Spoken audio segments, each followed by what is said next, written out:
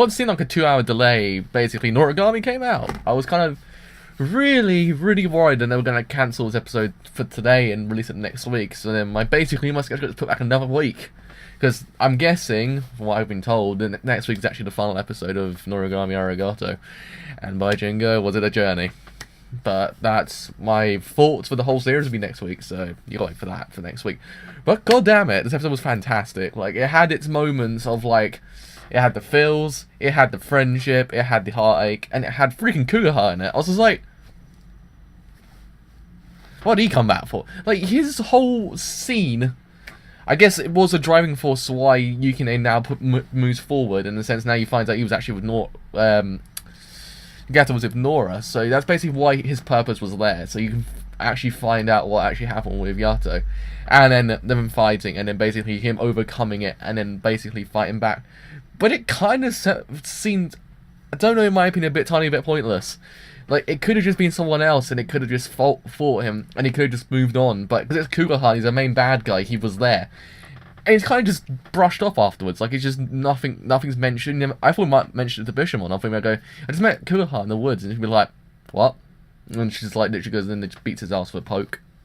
But yeah, never happened. So that one, I'm not too sure how I feel about it. That whole scene just, I don't know if it brushed me the wrong way, or it was just there for the sake of being there. I'm not too sure whether it could have just gone without, and in a sense, like, Hiyori just gave him a pep talk anyway, but with some sort of fight in between, and then basically him overcoming it. I'm not too sure. It bugs me ever so slightly. Like, it's not a big flaw, but it just bugs me ever so slightly. In what otherwise is quite a flawless episode, because god damn it, Bishamon turned to freaking Saber from Fate Zero. I was like, holy crap! I mean, the same outfit. Someone's like the exact same outfit. I was like, it's Saber. I was like, I ain't complaining. I mean, I like Saber a lot, but yeah, it's kind of like, this is kind of cool. I like this. And basically, she goes in there and beats Nanami's ass, literally. Like, just grabs her hair, starts bashing her face in the floor. I was just like, yeah, I don't cross that lady down a dark alley, because she will beat you senseless.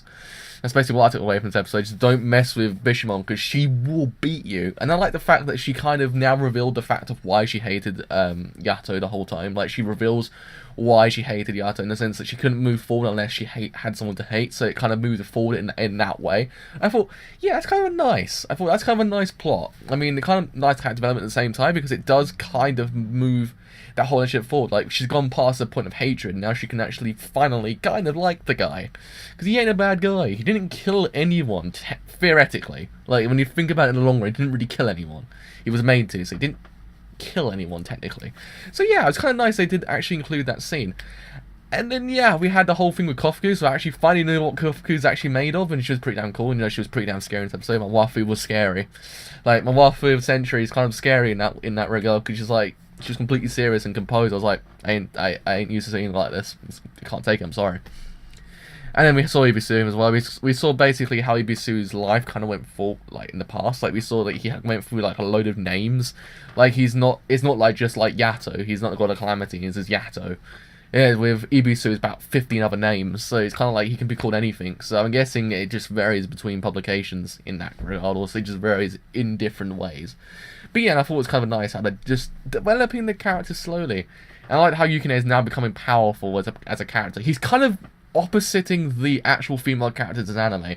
Like, in a sense, like, if you, I guess I bring this up quite a lot. We ever seen the film Vertigo? It's kind of exactly the same. How the male character goes into a female character and vice versa. Basically, how there's more dominant females than there is dominant males, and this anime kind of shows it as well, because there's more dominant females in anime than I guess when you think about it, dominant males.